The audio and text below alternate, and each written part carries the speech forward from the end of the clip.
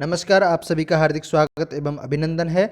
आज हम कक्षा 8 रुचिरा भाग 3 का सप्तम पाठ भारत जनता हम इसको पढ़ने जा रहे हैं। ठीक है, तो देखिए, प्रस्तुत कविता आधुनिक कवि कुलशिरोमणि डॉक्टर रमाकांत शुक्ल द्वारा रचित काव्य भारत जनता हम से साभार उद्धृत है। इस कविता में कवि भारतीय जनता के सरोकारों, विविध कौशलों, विविध रुचियों आदि का उल्लेख करते हुए बताते हैं कि भारतीय जनता की क्या क्या विशेषताएं हैं। ठीक है, तो अब हम श्लोक में चलते हैं। देखिए, अभिमान धना विनयोपेता शालीना भारत जनता हम कुलिशादपि कठिना कुसुमादपि सुकुमारा भारत जनता हम। श्लोक के अर्थ को समझने से पहले हम शब्दार्थ देख लेते हैं। तो शब्दार्थ है अभिमान धना, इसका अर्थ होता है स्वाभिमान रूपी धन वाली। विनयोपेता, इसमें दो शब्द हैं, एक है विनय और दूसरा शब्द है उपेता। तो इन दोनों शब्दों का अर्थ होता है विनम्रता से परिपूर्ण। शालीना अर्थात नम्र, और कुलिशादपि अर्थात कुलिशात अर्थात वज्र से, अपि अर्थात भी। कठिना और कठोरा दोनों शब्द पर्यायवाची हैं, जिसका अर्थ होता है कठोर। कुसुमात अपि, इसमें भी दो शब्द हैं। तो कुसुमात अर्थात फूल से, अपि अर्थात भी। सुकुमारा अर्थात अत्यंत कोमल। ठीक है, अब हमें श्लोक को समझना है, पर श्लोक को कैसे समझते हैं? तो श्लोक को समझने से पहले हम इसके बारे में अन्वय समझते हैं। अन्वय होता क्या है? तो देखिए, कोई भी कविता हो, कोई भी पद्य रचना हो, और पद्य को समझने से पहले हमें उसका अन्वय जानना जरूरी होता है। ठीक है, तो अन्वय हम कैसे जानेंगे? तो देखिए, जब हम संस्कृत में या किसी भी भाषा में कोई भी वाक्य को बोलते हैं, वाक्य जिसी क्रम में वाक्य में हम शब्दों को रख देते हैं, उसी क्रम में शब्दों को रखना अन्वय कहा जाता है। ठीक है, तो पद्य अर्थात जब कविता की रचना की जाती है तब उसमें गाने की शैली अर्थात लय की आवश्यकता होती है, जिसको हम छंद बोलते हैं। तो कविता को गाया जाता है, इसलिए जिस प्रकार से कविता को सरल तरीके से गाया जा सकता हो, उसी तरह से वहाँ पर शब्दों को रखकर पद्य की अथवा कविता की रचना की जाती है। पर जब हम वाक्य निर्माण करते हैं तो उन शब्दों को एक वास्तविक क्रम में रखकर उसके द्वारा हम अर्थ को निकालते हैं। तो ठीक है, तो अन्वय है। देखिए, कविता अथवा पद्य के शब्द एक निश्चित क्रम में नहीं होते हैं, क्योंकि पद्य को गाने के लिए लय की आवश्यकता होती है, जिसको छंद बोला जाता है। अतः गाने के लिए उपयुक्त क्रम में शब्दों को रखकर पद्यों की रचना की जाती है। उन शब्दों को मिलाकर हम अर्थ सरलता से समझने के लिए वाक्य का निर्माण करते हैं। इस प्रक्रिया को ही अन्वय कहते हैं। ठीक है, तो अब हम श्लोक के द्वारा अन्वय को अच्छे से समझेंगे कि इस श्लोक में किस प्रकार का अन्वय है और कैसे अन्वय बनता है, अन्वय होता क्या है। चलिए देखिए, आगे बढ़ते हैं। अभिमान धना विनयोपेता शालीना भारत जनता हम। देखिए, तो हम अन्वय इसमें करेंगे अहम, इसको 1 नंबर में रख देंगे। ठीक है, और अभिमान धना 2 नंबर में इसको रख दिए, और विनयोपेता 3 नंबर, और शालीना 4 तथा भारत जनता 5। तो अब देखिए, हम 1 नंबर से 5 तक पहुंचेंगे तो हमारा सेंटेंस पूरा हो जाएगा, वाक्य पूर्ति। तो अहम अर्थात मैं, अभिमान धना अभिमान रूपी धन वाली, विनयोपेता विनय से परिपूर्ण, शालीना अर्थात नम्र, भारत जनता भारत की जनता हूँ। ठीक है, अर्थ हो गया पूरा। तो देखिए, मैं अभिमान रूपी धन से पूर्ण, विनय से पूर्ण, और शालीन नम्र भारत की जनता हूँ। ठीक है, अब दूसरा लाइन है कुलिशादपि कठिना कुसुमादपि सुकुमारा भारत जनता हम। अब देखिए, तो अहम अर्थात मैं, इसको 1 नंबर में रख दिए। कुलिशाद अपि, कुलिश अर्थात वज्र से भी, कठिना कठोर है ना, तो इसको 2, इसको 3, और कुसुमादपि सुकुमारा 4 5 6। ठीक है ना, भारत जनता को हमने 6 में रख दिया। तो देखिए, तो अहम मैं, कुलिशादपि वज्र से भी, कठिना कठोर, कुसुमादपि फूल से भी, सुकुमार अत्यंत कोमल, भारत की जनता हूं। ठीक है, समझ में आ रहा है ना, कोई दिक्कत नहीं है। अब देखिए, इस तरह से हम एक क्रम से अर्थ करते हैं। तो क्योंकि हमने यहाँ पर अहम को बाद में रखा गया था, इसको हमने शुरू में ला दिया, क्योंकि हमें वाक्य निर्माण करना था कि मैं अभिमान रूप धन वाली, विनय से परिपूर्ण, शालीन, भारत की जनता हूँ। इस प्रकार से हमें अर्थ करना। इसका श्लोक का अर्थ हम समझ लेते हैं। देखिए नीचे, अभिमान रूपी धन वाली, विनम्रता से परिपूर्ण, शालीन अर्थात नम्र, वज्र से भी कठोर, फूल से भी कोमल, मैं भारत की जनता हूँ। ठीक है, अब देखिए दूसरा श्लोक है, निवसामि समस्ते संसारे मन्ये च कुटुम्बम वसुंधराम प्रेयः श्रेय च चिनोम्युभयम सुविवेका भारत जनता। देखिए इसके शब्दार्थ को पहले देखते हैं। कुटुंबम, कुटुंब का मतलब होता है परिवार। वसुंधरा अर्थात पृथ्वी, वसुंधराम में द्वितीय विभक्ति है इसलिए पृथ्वी को। प्रेयः अर्थात रुचिकर, जो हमें प्यारा लगता हो। श्रेयः अर्थात श्रेष्ठ, जो कल्याणकारी हो हमारे लिए। और चिनोम्युभयम में दो शब्द हैं, एक चिनोमी और दूसरा है उभयम, तो दोनों को ही चुनती हूँ ऐसा अर्थ होता है। चिनोमी का अर्थ होता है चुनना और उभयम मतलब दोनों। सुविवेक अर्थात विवेकशील अथवा विवेकी। अब हम श्लोक के अर्थ को समझते हैं, ठीक है। तो देखिए, तो निवसामि समस्ते संसारे मन्ये च कुटुम्बम वसुंधराम। तो देखिए इसका अन्वय इस प्रकार होगा कि समस्ते एक नंबर में आएगा, संसारे दो और निवसामि तीन। तो समस्ते संसारे निवसामि, तो समस्त संसार में निवसामि निवास करती हूँ। मन और च को हम रख देंगे 4 नंबर में, वसुंधराम 5 नंबर में और 6 नंबर में कुटुंबम और 7 नंबर में मन्ने, ठीक है। तो इस प्रकार होगा कि और है ना, वसुंधराम इस वसुंधरा को कुटुंबम मन्ने, और इस वसुंधरा को कुटुंब अर्थात परिवार मानती हूँ, ठीक है ना। भारत की जनता कह रही है प्रेयः श्रेय च चिनोम्युभयम। प्रेयः अर्थात जो प्यारा हो, जो प्रिय हो, उसको श्रेय अर्थात श्रेष्ठ, च और चिनोमी चयन करती हूँ, उभयम दोनों को, ठीक है। तो इसका होगा, देखिए प्रेयः इसको हमने 1 नंबर में रख दिया, च को हमने 2 नंबर में रख दिया और श्रेयः 3, उभयम 4 और चिनोमी को 5, तो ठीक है ना। तो इसका अर्थ हो जाएगा प्रेयः च और श्रेयः। प्रेय अर्थात प्रियकर, श्रेय अर्थात कल्याणकर, श्रेष्ठ दोनों को, उभयम अर्थात दोनों को चिनोमी चयन करती हूँ मैं। क्यों दोनों को चयन करती हूँ? क्योंकि सुविवेका इसको हमने 6 में रख दिया, ठीक है ना। अहम मैं 7 में रख दिया, भारत जनता इसको हमने 8 में रख दिया, ठीक है। तो देखिए पूरा अर्थ हो गया श्रेय प्रेयः च, और प्रेय मतलब प्रियकर प्यारा, और श्रेष्ठ जो अच्छा लगता हो और जो हमारे लिए फायदाजनक भी हो, जो अच्छा लगता हो। कभी कभी वो श्रेष्ठ नहीं होता है, पर श्रेष्ठ और प्रेय दोनों, ठीक है ना। उभयम दोनों को चिनोमी चयन करती हूँ मैं, दोनों के मार्ग पर चलती हूँ, इसलिए मैं सुविवेक अर्थात विवेकशील विवेकी भारतीय जनता हूँ, ठीक है ना। तो इसका अर्थ हम इस प्रकार जानेंगे। देखिए श्लोकार्थ, समस्त संसार में निवास करती हूँ और इस धरती अर्थात संपूर्ण पृथ्वी को ही कुटुंब यानी परिवार मानती हूँ। प्रिय एवं श्रेष्ठ कल्याणकारी दोनों ही मार्गों का चयन करती हूँ, ऐसी मैं भारत की जनता हूँ, ठीक है ना।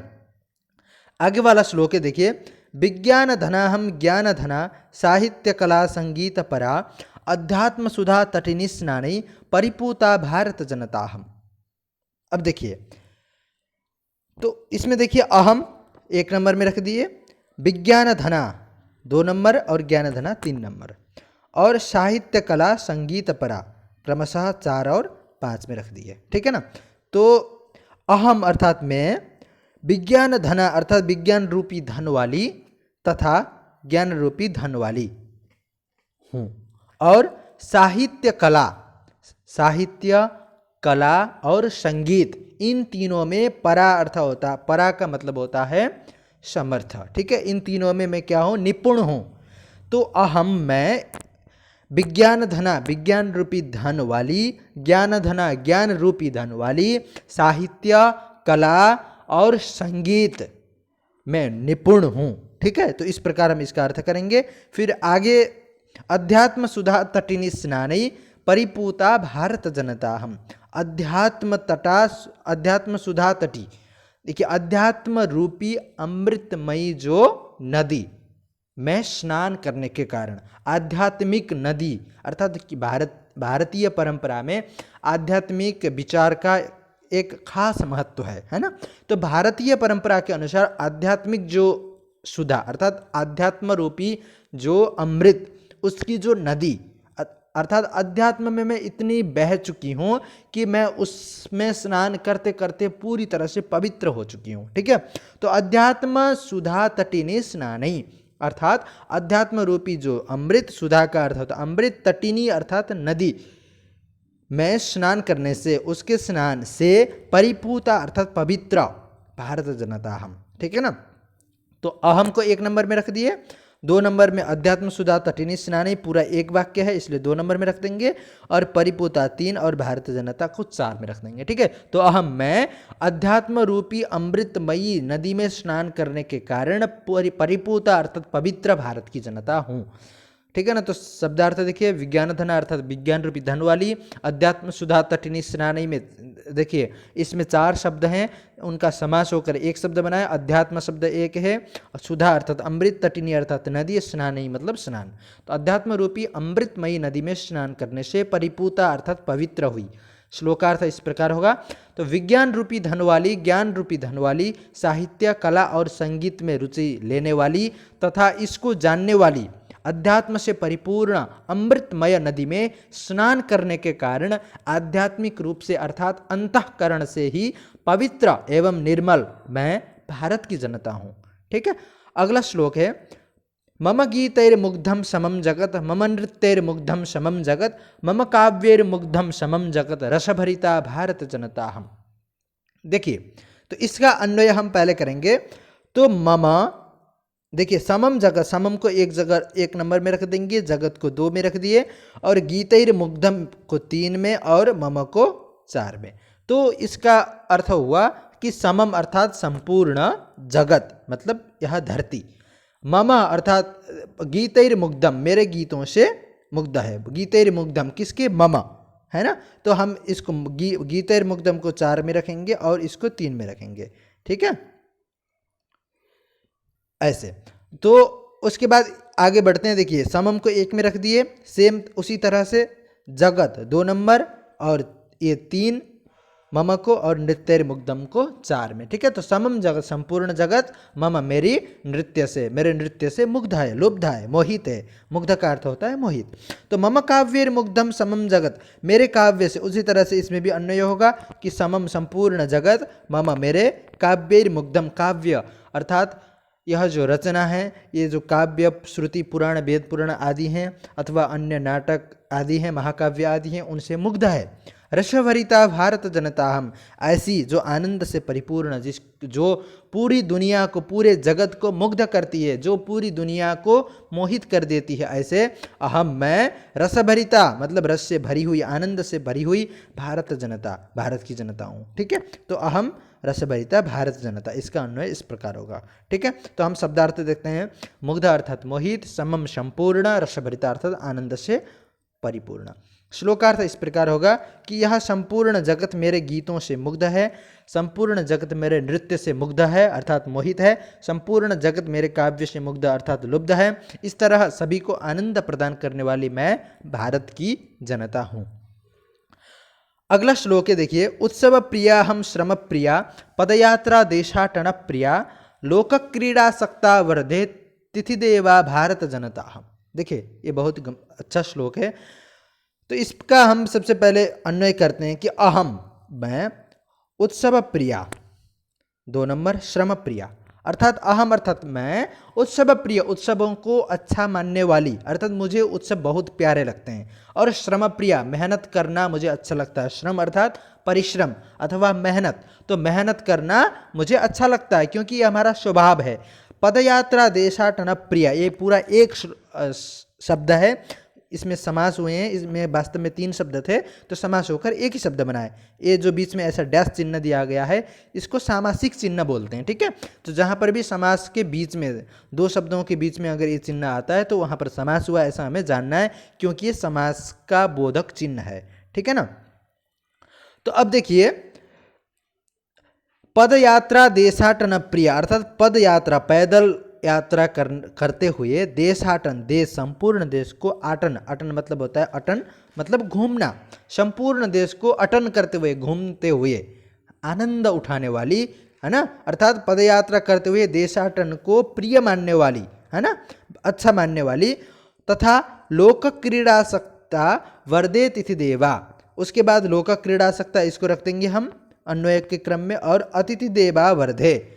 लोक, लोक का मतलब होता है संपूर्ण धरती, संपूर्ण दुनिया में जितने भी क्रीड़ा अर्थात खेल हैं उन सभी में आसक्त अर्थात उन सभी में अनुरक्त, उन सभी को चाहने वाली, अतिथि देवा अतिथि जो हैं उनको देवताओं से भी अधिक पूजने वाली, अहम मैं भारत जनता, मैं भारत की जनता हूँ।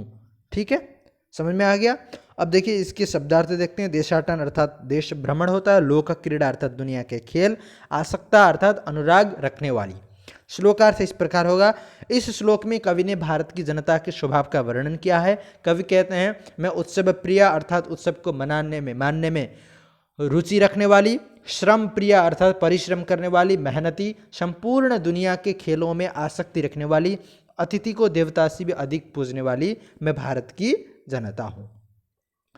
अगला श्लोक है देखिए, मैत्री में सहजा प्रकृतिरस्ति नो दुर्बलतायाः पर्यायः मित्रस्य चक्षुषा संसारम पश्यन्ति भारत जनताहम्। तो देखिए एक बहुत गंभीर श्लोक है, तो इसको हम देखेंगे। मैं का मतलब होता है मेरा, ठीक है। मम और मैं दोनों पर्यायवाची शब्द हैं। मम के जगह पर मैं का प्रयोग होता है। तो मैं अर्थात मेरा, है ना, मेरी मैत्री मतलब मित्रता, है ना। तो मेरी मित्रता कैसी है, तो सहजा प्रकृतिरस्ति, सहजा मतलब सरल प्रकृति स्वभाव है, अथवा सहजा मतलब है ना सरल स्वभाव, एकदम अत्यंत स्वाभाविक स्वभाव है। तो देखिए इसका हम अन्वय इस प्रकार कर दिए कि मैं एक को एक नंबर में रख दिए, तो मैं मैत्री मेरी मित्रता सहजा सरल प्रकृति स्वभाव अस्ति है। नो दुर्बलतायाः पर्याय, दुर्बलतायाः पर्यायः नो, ठीक है। यह मेरी मित्रता दुर्बलता का पर्यायवाची नहीं है, अर्थात मैं सभी से मित्रता कर लेता हूँ, अर्थात मैं भारत की जनता सभी से मित्रता करती हूँ, सभी से संबंध अच्छा बना के रखती हूँ। तो इसका मतलब ये नहीं है कि मैं दुर्बल हूँ, है ना। तो ये कोई दुर्बलता का पर्याय नहीं है। तो मित्रस्य चक्षुषा संसारम पश्यन्ति भारत जनताहम्, मित्रस्य चक्षुषा संसारम पश्यन्ति, इसको हम इसी क्रम में रख देंगे कि देखिए हम इसको अहम मैं, है ना, इसको हम बाद में जोड़ देंगे। तो हम ऐसे रखेंगे मित्र से चक्षुषा, मित्र के चक्षुषा चक्षु के द्वारा, चक्षु का अर्थ होता है नेत्र, तो चक्षुषा में तृतीया विभक्ति है जिसका अर्थ होता है से, ठीक है। तो द्वारा, तो मित्र से चक्षुषा मित्र के नेत्र द्वारा, नेत्र से संसारम इस दुनिया को पश्यन्ति देखने वाली, अहम मैं भारत जनता मैं भारत की जनता हूँ, ठीक है ना। तो हमने इसको इस क्रम में रख दिया कि मित्रस्य चक्षुषा संसारम पश्यन्ति अहम भारत जनता, ठीक है। यह अन्वय क्रम हो गया, ठीक है ना। तो इसके शब्दार्थ को हम देख लेते हैं। सहज अर्थात स्वाभाविक, सरल प्रकृति का अर्थ होता है स्वभाव। श्लोकार्थ इस प्रकार होगा। कवि इस पद्य के माध्यम से कहते हैं कि मित्रता तो मेरी सहज प्रकृति है, अर्थात सरल स्वभाव है, यह दुर्बलता का पर्याय नहीं है, अर्थात सभी से मित्रता करना मेरी दुर्बलता नहीं है। मित्रता के नेत्र से मैं इस संसार को देखने वाली भारत की जनता हूँ, ठीक है। अगला श्लोक है देखिए, विश्वस्मिन् जगति गताहमस्मि विश्वस्मिन् जगति सदा दृश्ये विश्वस्मिन् जगति करोमि कर्म कर्मण्या भारत जनताहम्। देखिए तो इसका अर्थ यह होगा, इसका सबसे पहले हम अन्वय कर लेते हैं। तो अहम, देखिए यहाँ पर गताहमस्मि में अहम छुपा हुआ है, गता अहम अस्मि तीन शब्द हैं, ठीक है। तो इसको अहम को हम एक में रख देंगे, उसके बाद अहम विश्वस्मिन् जगति गता को 4 में और अस्मि को 5 में, ठीक है ना। तो अहम मैं विश्वस्मिन् संपूर्ण, विश्वस्मिन् मतलब संपूर्ण, विश्व का अर्थ यहाँ पर दुनिया नहीं, विश्व का अर्थ पूरा भी होता है, तो यहाँ पर हम पूरा लेंगे, ठीक है। तो विश्वस्मिन् अर्थात पूरे, जगति दुनिया में, गता गई, अस्मि अर्थात हूँ। उसके बाद विश्वस्मिन् जगति सदा दृश्य, अहम को फिर इसमें भी हम अहम को ला के जोड़ देंगे। तो अहम मैं विश्वस्मिन् संपूर्ण जगति जगत में सदा हमेशा दृश्य दिखी जाती हूँ, ठीक है। उसके बाद देखिए विश्वस्मिन् जगति करोमि कर्म, संपूर्ण यह जो विश्वस्मिन् जगति संपूर्ण जगत में, करोमि कर्म कर्म अर्थात कार्य करती हूँ, कर्मण्या इस ऐसी कर्मण्या अर्थात कर्मशील, है ना। तो ऐसी कर्मशील भारत की जनता हूँ। ठीक है, तो कर्मण्य कर्मशील अहम भारत जनता, तो मैं कर्मण्य अर्थात कर्म करने वाली कर्मशील भारत की जनता हूँ। ठीक है ना, तो इस प्रकार से हमने इसका अन्वय कर दिया। शब्दार्थ होगा, देखिए दृश्य मतलब देखी जाती हूँ, ये दृश्य अहम के साथ प्रयुक्त होता है, तो अहम दृश्य में दिखती हूँ इस प्रकार, अथवा मैं दिखता हूँ, इस प्रकार हम इसको प्रयोग करते हैं। तो भारत जनता है, तो जनता शब्द स्त्रीलिंग में है, इसलिए दिखती हूँ। तो कर्मण्य का अर्थ होता है कर्मशील, श्लोकार्थ होगा मैं संपूर्ण विश्व में गई हूँ और संपूर्ण विश्व में ही मैं दिख जाती हूँ, इस संपूर्ण विश्व में कर्म करती हूँ, ऐसी कर्मशील भारत की जनता हूँ। अब हम अभ्यास में बढ़ते हैं। देखिए अभ्यास में है, 1 नंबर का प्रश्न है पाठे दत्तानाम पद्यानम सस्वरवाचनम कुरुत, पाठ में दिए गए जो पद्य हैं अर्थात श्लोक हैं उनका सस्वरवाचन आप कर लीजिए। फिर 2 नंबर का प्रश्न है, देखिए अहम प्रश्नानाम उत्तराणी एक पदेन लिखा था, जो प्रश्न है उनके उत्तर आपको एक पद में देना है। तो क नंबर का प्रश्न है अहम वसुंधराम किम मन्ये, मैं वसुंधरा को क्या मानती हूँ, तो अहम वसुंधराम है ना, वसुंधरा को क्या मानती है, तो परिवार कुटुंब है ना, तो कुटुंबम, इतना ही उत्तर देना एक पद से। मम सहजा प्रकृति का अस्ति, मेरी सहज प्रकृति क्या है, मेरा सरल स्वभाव क्या है, तो सहजा मैत्री में सहजा प्रकृति आपने श्लोक में पढ़ा था, तो मैत्री अथवा मित्रता, इतना लिख देंगे हो जाएगा। तो अहम कस्मात कठिना भारत जनता अस्मि, मैं किससे कठिन भारत की जनता हूँ, देखिए कुलिशात है ना, कुलिश अर्थात वज्र, वज्र से भी, तो हमें कुलिशात लिखना है। तो अहम मित्रस्य चक्षुषा किम पश्यन्ति भारत जनता, मैं मित्र की आंखों से, मित्र के आंखों से किस चीज को देखने वाली भारत की जनता हूं, तो संसारम, संसार को। ठीक है, अब तीसरा नंबर का प्रश्न है 3 नंबर का, देखिए प्रश्नानाम उत्तराणि पूर्ण वाक्य लिखा था, पूर्ण वाक्य से आपको आंसर देना है इसमें। तो भारत जनता हम कई परिपूता अस्मि, तो भारत जनता किसके द्वारा परिपूत अर्थात पवित्र है, तो अध्यात्म सुधा है ना, अध्यात्म सुधा तटिनी स्नानी, बस आपको कई ही, जब आप देखिए पूर्ण वाक्य में उत्तर देते हैं तो कई ही जो इसके द्वारा इसमें प्रश्न बन रहा है, तो हम कई को हटा देंगे और इसका आंसर जो है बस कई के जगह पर रख देंगे, तो हमारा पूर्ण वाक्य से उत्तर बन जाएगा। जैसे हम आपको दिखा रहे हैं, देखिए नीचे भारत जनता हम, यहाँ भी है यहाँ भी है, हमने इसको परिवर्तन नहीं किया है, कई को हटा दिया, कई के जगह पर हमने अध्यात्म सुधा तटिनी स्नानी ही इसको रख दिया, क्योंकि ये इसका आंसर है, उत्तर है, और परिपूता अस्मि, इसको भी हमने परिवर्तन नहीं किया, जो ऊपर था उसको हमने कॉपी करके रख दिया। ठीक है, तो जो पूर्ण वाक्य से उत्तर देने का ये एक नियम है, एक तरीका है।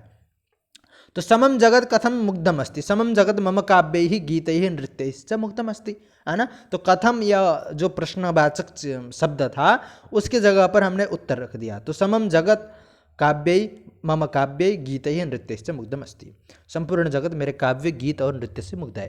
तो अहम किम किम चिनोमि, मैं क्या क्या चयन करती हूँ, तो अहम प्रेय श्रेयश्च उभयम चिनोमि। ठीक है, और अहम कुत्र सदा दृश्य, तो अहम विश्वस्मिन् जगति सदा दृश्य, मैं विश्व संपूर्ण जगत में सदा हमेशा दिखती हूँ। समम जगत कई कई मुग्धम अस्ति, समम जगत संपूर्ण जगत कई कई अर्थात किन किन चीजों से मुग्ध है, तो समम जगत मम गीतै नृत्यै काव्यैश्च मुग्धम अस्ति। ठीक है, समझ गए। अब देखिए आगे है, हम 4 नंबर का प्रश्न देखते हैं। देखिए आगे 4 नंबर का प्रश्न है संधि विच्छेदम पूरयतः। ठीक है, इसमें संधि विच्छेद है, संधि विच्छेद करना है और पूर्ण करना है हमको। देखिए क में आपको उदाहरण के तौर पर एक दिया है विनयोपेता, इसमें 2 शब्द हैं विनय और उपेता। ठीक है, तो ये 2 शब्द मिलकर विनयोपेता बनते हैं, इसमें गुण संधि हुआ है। ठीक है, तो गुण संधि आप पहले पढ़ चुके हैं। अब कुसुमाद अपि, देखिए कुसुमाद अपि में भी 2 शब्द हैं, कुसुमात और अपि। ठीक है ना, तो हम इसमें कुसुमात लिख देंगे और यहाँ पर अपि लिख देंगे। तो चिनोमी उभयम में चिनोमी हो गया और उभयम, उभयम को हम यहाँ पर रख देंगे। ठीक है, उभयम। उसके बाद नृत्यैर मुग्धम को नृत्यैर में जो ऊपर रेफ गया है, इसको हम ऊपर जब र चला जाता है तो हम इसको रेफ बोलते हैं। ठीक है, इसका नाम रेफ होता है। तो इस रेफ को हम विसर्ग बना देंगे, तो नृत्य ही ऐसे लिख देंगे। ठीक है, 2 विसर्गों के साथ। तो प्रकृति रस्ति में भी 2 शब्द है, एक प्रकृति ही और एक अस्ति। प्रकृति में जब विसर्ग बन गया तो प्रकृति रस्ति में जो र है वह विसर्ग हो गया, तो आगे अस्ति हम जोड़ देंगे। ठीक है, तो प्रकृति रस्ति। लोक क्रीड़ा सक्ता, तो लोक क्रीड़ा और आसक्ता, इसमें दीर्घ संधि हुआ है, तो लोक क्रीड़ा और आसक्ता ऐसे हम लिख देंगे, ठीक है। तो आसक्ता आप ऐसे लिख लीजिए, ठीक है ना। अब 5 नंबर में हम चलते हैं। देखिए विशेषण विशेष्य पदानि मेलयेत। एक तरफ आपको विशेषण पद दिए गए हैं और एक तरफ आपको विशेष्य पद दिए गए हैं। विशेषण और विशेष्य आपको मिलाना है। तो देखिए विशेषण और विशेष्य को मिलाने से पहले अब हम आपको एक ट्रिक सिखाते हैं कि जब हम विशेषण और विशेष्य को आपस में मिलाते हैं संस्कृत में, तो दोनों में समान अर्थात सेम विभक्ति, सेम वचन होना चाहिए, ठीक है, और सेम लिंग भी होना चाहिए। अगर विशेष्य शब्द पुल्लिंग का है और पंचमी विभक्ति का एक वचन का है, तो उसका विशेषण भी पुल्लिंग पंचमी विभक्ति एक वचन का ही होगा हमेशा। अगर विशेष्य शब्द स्त्रीलिंग का तृतीय विभक्ति बहुवचन है, तो उसका विशेषण शब्द भी स्त्रीलिंग तृतीय विभक्ति बहुवचन होगा, ठीक है ना। ये नियम है। अगर आप इस ट्रिक को समझते हैं तो आप कभी गलत नहीं करेंगे। तो देखिए हम यहाँ पर मिलाते हैं, क्या है, तो सुकुमारा। सुकुमारा देखिए स्त्रीलिंग का शब्द है, तो इसमें देखिए सुकुमारा किसके साथ मिलता है, स्त्रीलिंग में प्रथमा विभक्ति है, तो सुकुमारा क्या है बताइए, भारत जनता, है ना। सहजा ये भी स्त्रीलिंग का शब्द है, सहजा प्रकृति आपने पढ़ा है। विश्वस्मिन देखिए सप्तमी विभक्ति का रूप है, तो पुल्लिंग है, तो इसका पुल्लिंग हम देखेंगे विश्वस्मिन। पहले सप्तमी देखते हैं, जगती है, जगत स्त्रीलिंग है ना, तो विश्वस्मिन संसारे। अब देखिए समम जगत, है ना, संपूर्ण जगत, क्योंकि दोनों प्रथमा में। और उसके बाद समस्ते जगति, ठीक है ना, हो गया, ठीक है। अब आगे बढ़ते हैं। देखिए एक बार इसको देख लेते हैं, ठीक है, फिर से। सुकुमारा देखिए आप मिलाइए, सुकुमारा भारत जनता, सहसा सहजा प्रकृति, ठीक है, और विश्वस्मिन जगति, ठीक है ना। विश्वस्मिन संसारे भी होता है, विश्वस्मिन जगति भी होता है, पर हम विश्वस्मिन जगति पाठ में आया था इसलिए हम इसको मिलाएंगे। और समम जगत और समस्ते संसारे, ठीक है ना, क्योंकि विश्वस्मिन संसारे कहो या समस्ते जगति कहो तब दोनों मिल सकता है, पर हम इसको इस प्रकार मिलाएंगे, ठीक है ना। तो आगे बढ़ते हैं। देखिए समानार्थकानि पदानि मेलयेत। समानार्थक जो पद हैं अर्थात पर्यायवाची शब्द, उनको हमें ढूंढना है और मिलाना है। तो देखिए जगति, कुलिशात, प्रकृति, चक्षुषा, तटिनी, वसुंधराम इधर दिया है, तो नदी, पृथ्वीम, संसारे, स्वभाव, वज्रात, नेत्रेणा। देखिए सबसे पहले आपको हम सरल जो शब्द हैं उनको अगर मिलाएंगे आप, तो कठिन शब्द जो बचेंगे वो ऑटोमेटिक आपको मिल जाएंगे, ठीक है। तो देखिए तो जगति आप समझते हैं, जगति का मतलब क्या होता है, जगत, है ना, तो जगति संसारे पर्यायवाची शब्द है। अब देखिए जो सरल है उसको देखते हैं, ठीक है। तो क्या है, चक्षुषा, चक्षु मतलब आंख, है ना, तो चक्षुषा नेत्रेणा हो गया। वसुंधरा पृथ्वी आप जानते ही हैं, तो वसुंधराम अर्थात पृथ्वीम, ठीक है। उसके बाद बचा क्या, तटिनी, तटिनी अर्थात नदी। बचा क्या है, प्रकृति, प्रकृति मतलब क्या है, स्वभाव, है ना, प्रकृति का स्वभाव होता है। और कुलिशात अर्थात वज्रात, आप समझ गए, है ना।